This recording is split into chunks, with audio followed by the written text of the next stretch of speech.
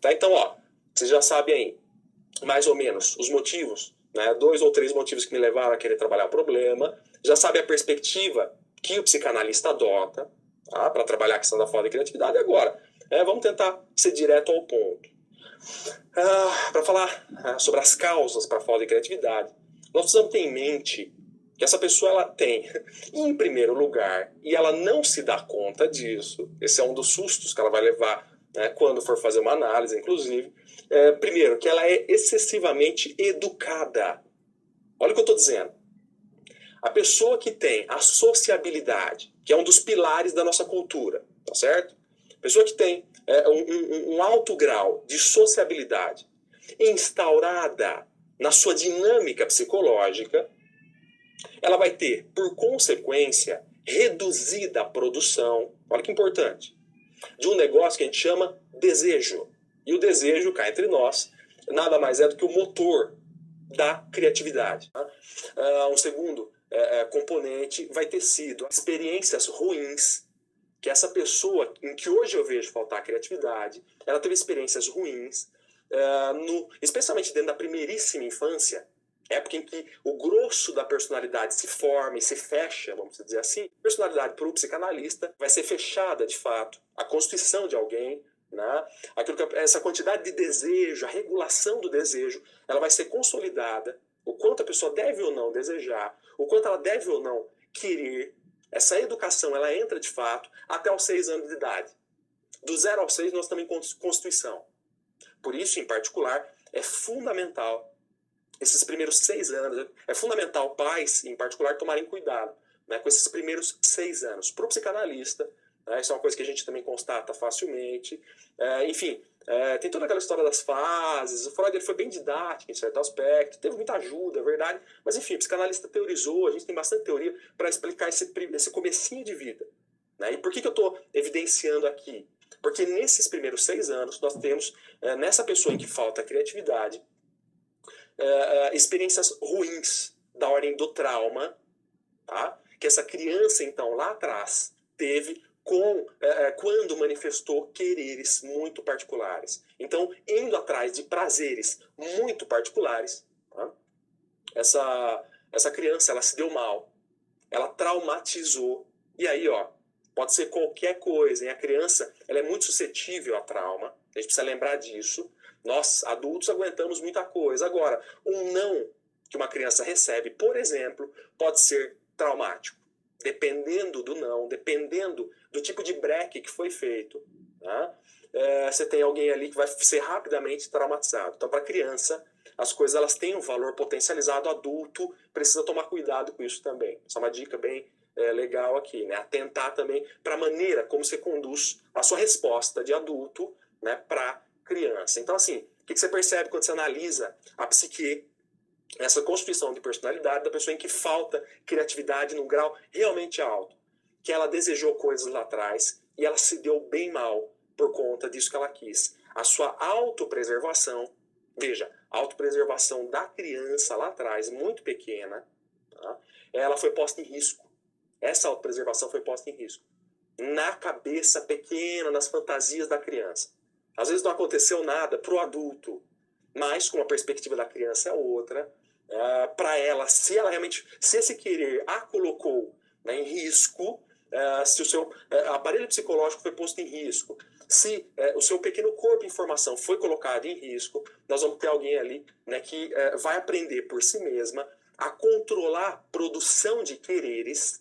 E isso também vai entrar como uma segunda causa para a gente ver alguém lá na frente depois. Mas isso também já é fácil de perceber, a gente já tem sinais na infância de crianças pouquíssimo criativas. Agora, a gente tem um terceiro elemento também, né? E teria um quarto para ser abordado. O quarto entra numa análise macroscópica, uma questão cultural. Eu não vou entrar nisso aqui porque não vem ao caso. Né? Como se fosse realmente uma disposição da cultura para calar quereres. Mas não vamos entrar nisso agora. Tá?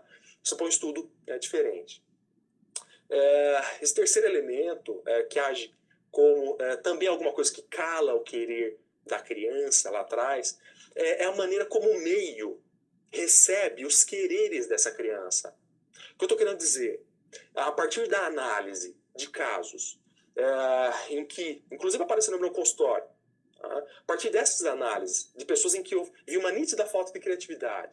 E aí você começa a conversar, entender como é que foi o passado dela, o que ela quis, onde ela foi colocada em risco, etc. Você também descobre, como um anexo, situações em que o meio, né, foi ou muito duro, muito violento com essa pessoa lá atrás. Pais que xingam, por exemplo, a criança: você é burra, né, você é idiota. Tem muito pai, muita mãe que faz isso. Você não vai ser nada na vida. E tá falando isso para uma criança de 3 anos de idade às vezes. 3 anos, 2 às vezes. Cuidado, ser pai, ser mãe também exige um planejamento, exige estrutura emocional, estrutura psicológica, para você tomar, para você na hora que, né, porque cá entre nós é cansativo ter filho, normal, cansa.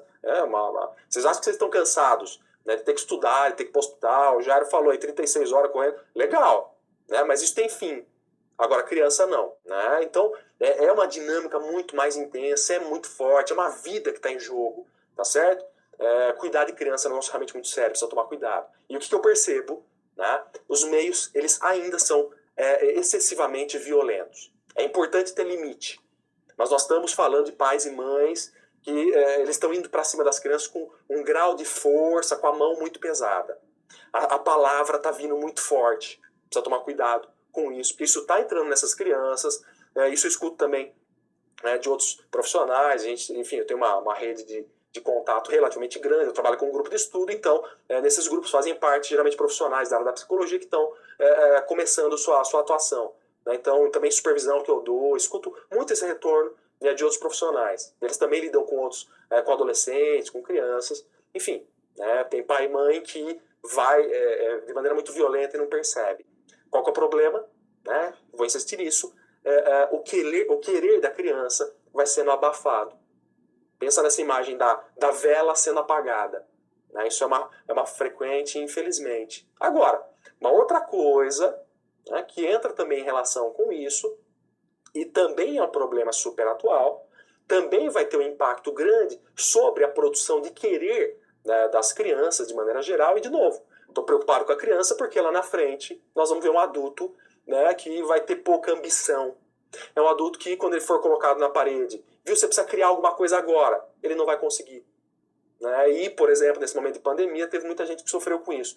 Perdeu a sua rotina de estudo, perdeu o seu contato com o social, parece que o mundo acabou, parece que a graça do mundo acabou.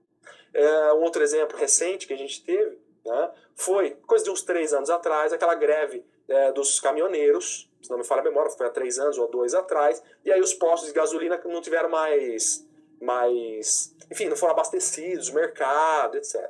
Né? Ok, a gente sabe que o problema nesse caso é sério, mas também é sério você ver um adulto que tem 2 pernas, que tem uma cabeça, ser incapaz de se imaginar, né, podendo ficar sem o carro, que seja alguns dias. Eu não estou dizendo, né, que não é preocupante isso, eu sei que é preocupante. Mas também é preocupante você ver como você tira carro, se a pessoa perde o emprego, se a pessoa, de repente, ela sai de uma relação, muitas vezes o que acontece? Né, essa pessoa entra num estado psicopatológico, né, numa facilidade impressionante. São pessoas que dependem absurdamente, transformam as suas atividades em muleta.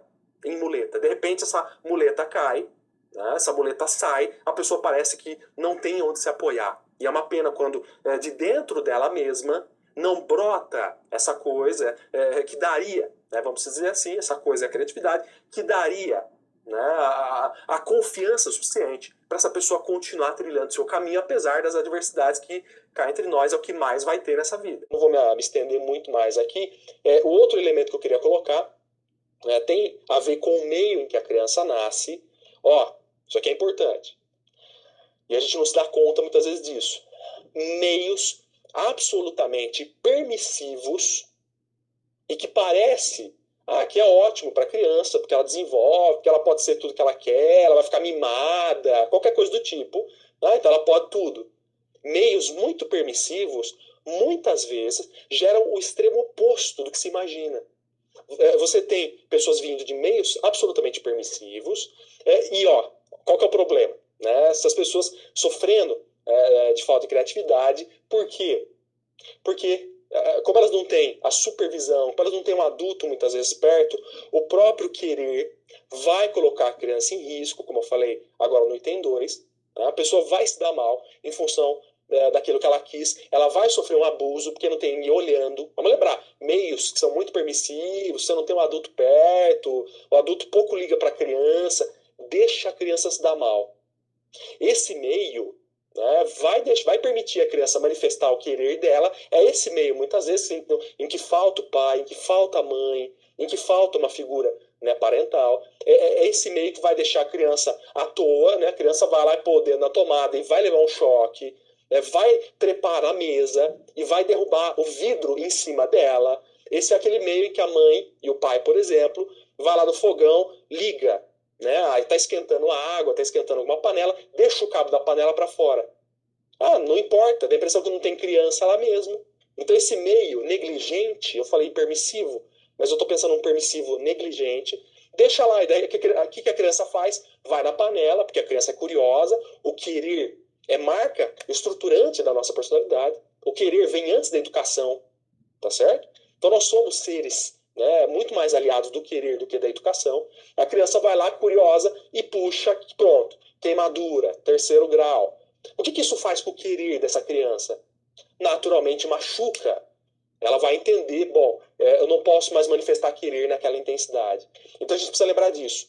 Meios muito violentos, eles batem, né, de certa maneira, na criatividade, nesse lado da criança que quer, né, eles escalam com muita força esse lado da criança, ao passo que meios também muito permissivos, deixa ela literalmente testar o que ela quer, deixa ela ir para onde ela quiser, a criança vai, porque ela não conhece limite, ela não entende o mundo direito, ela vai se machucar, a sua autopreservação vai ser posta em risco e, no fim das contas, você vai ter um adulto pouquíssimo a fim de desejar de novo, porque ele tem memórias desagradáveis de uma época em que ele quis coisas. Então, esses três elementos, eu não tenho dúvida nenhuma, eles estão na base dessa dificuldade em alguém querer as coisas. Tá? Se não ficou claro, façam, por gentileza, as perguntas, mas de verdade não pretendo me estender muito mais. Tá? Acho que fui direto ao ponto, tentei ser o esquemático possível e realmente, né, me coloco à disposição. Valeu. Obrigado. Se quiser eu retomo, tá, a partir das perguntas aí.